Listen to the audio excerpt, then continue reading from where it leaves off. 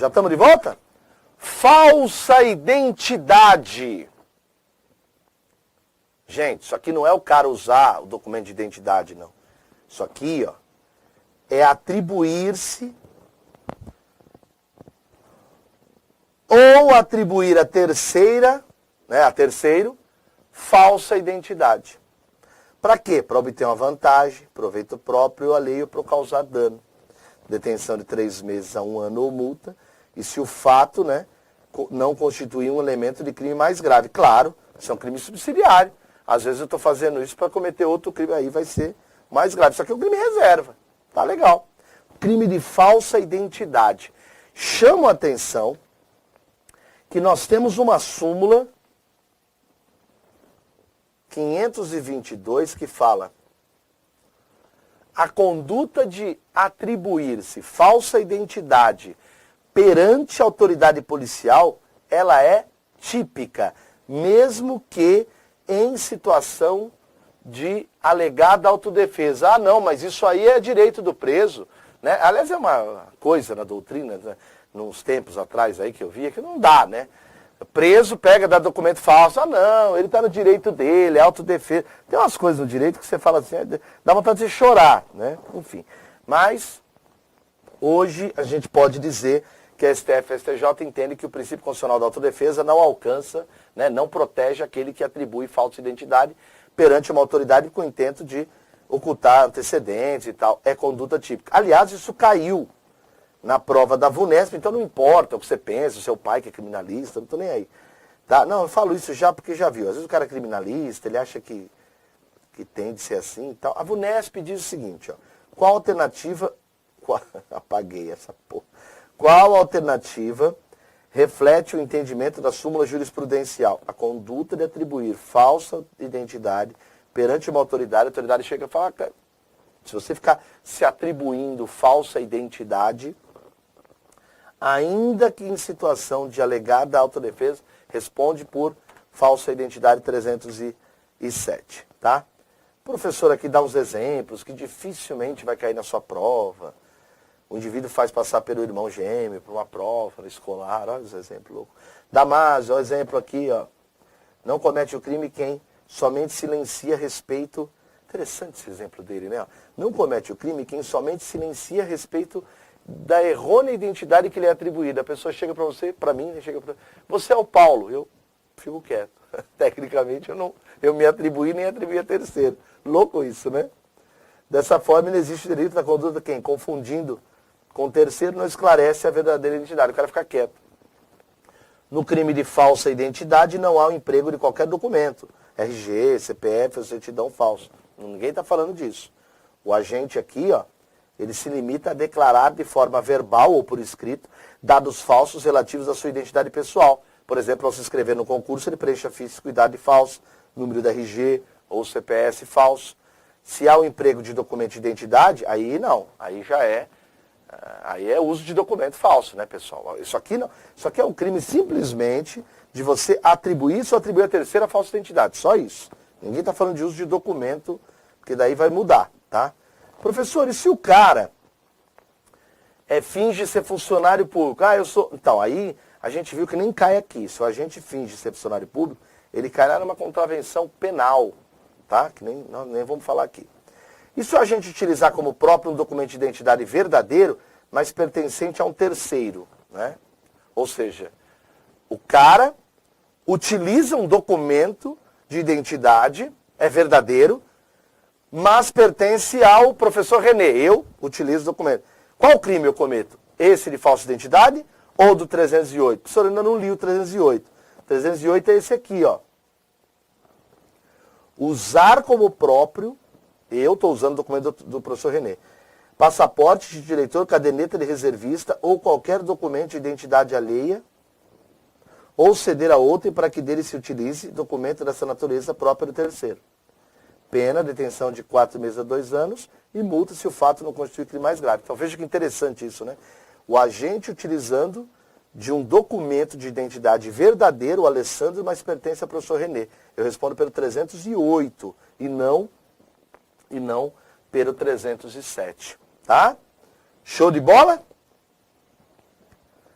308, que acabamos de ler, então ninguém vai sofrer por isso, só vou ler uma vez, que é o crime de fé pública chamado de falsa identidade. Deixa eu só pegar aqui, pessoal. Espera aí. O artigo 308 já está acabando, né? Os crimes contra a fé pública que nos cabe, né, estudar, nós vamos estudar o 308 e o 311. Se o 311 ainda é fé pública, ainda é. O 311A, né, que é o que cai na prova. Tá? Eu só gostaria de mostrar uma coisa para vocês, que em que pese eu ter colocado aqui o nome do 308 desse jeito, né, ele não tem rubrica. Ele não tem rubrica. Não, professor, não. Se você for ao Código Penal, então eu vou até tirar daqui, ó, para não dar confusão, ó. Tá vendo aqui, ó? Ó. Ele só vem assim no Código Penal. Ele vem 308. Se você for ao Código Penal, você vai ver, né, que ele não vem, ele vem como falsa identidade, não dá para ver aqui, mas não interessa. Falsa identidade, vem o 307, depois vem o artigo 308. Então não tem uma rubrica, tá? O que diz é que, na verdade, é uma espécie, porque aqui você está falando, ó, é diferente, você está usando o documento de outro, como eu acabei de dar o exemplo do professor René, ó. Eu uso como próprio ou cedo a outra pessoa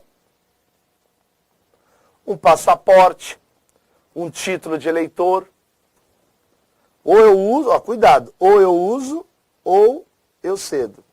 Uma caderneta de reservista, ou não interessa, qualquer documento de identidade alheia, para que dele se utilize. Né? Então, eu estou usando um título de eleitor, eu estou usando uma identidade, mas do professor René. Ela é verdadeira? Ela é verdadeira. Eu respondo aqui, pelo 308, detenção de 4 meses a 2 anos de multa. Claro que se o crime não for mais grave, é um crime expressamente subsidiário, como nós já falamos, né? E, finalmente, o crime que eu acho assim, muito bom para cair na prova, muito bom mesmo, que é o crime de fraude em certames de interesse público. Fraude em certames de interesse público.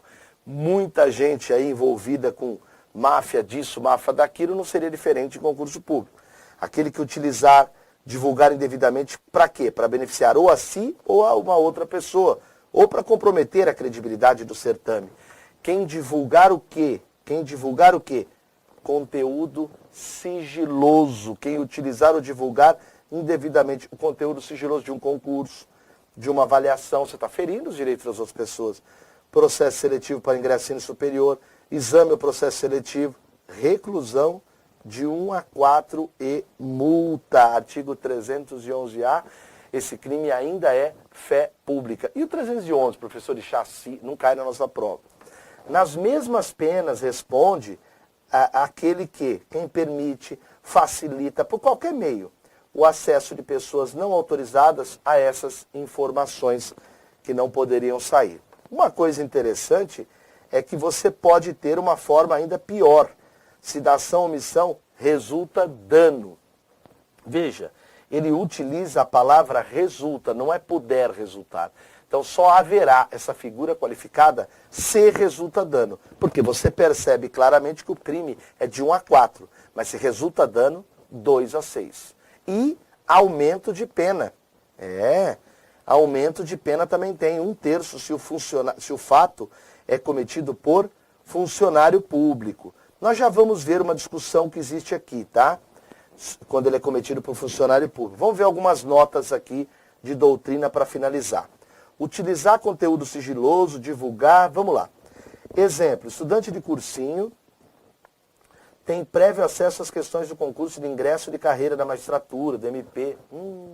Ele faz uso dessas mesas de benefício pessoal e acertando as questões. Funcionário público incumbido de elaborar a prova de concurso antecipa para algumas pessoas questões. Olha isso. Professor de curso preparatório divulga antecipadamente o tema da dissertação. Se o senhor tem isso aí, então, se eu tivesse, eu venderia, pessoal. Eu ia ganhar grana, não ia ficar aqui dando de besta. Né? Olha, posso dizer uma coisa? Por 2 motivos eu não cometo esse crime. Primeiro, que eu tive boa família, né? Eu acredito em Deus, não quero levar isso para mim, e eu acho que não teria graça.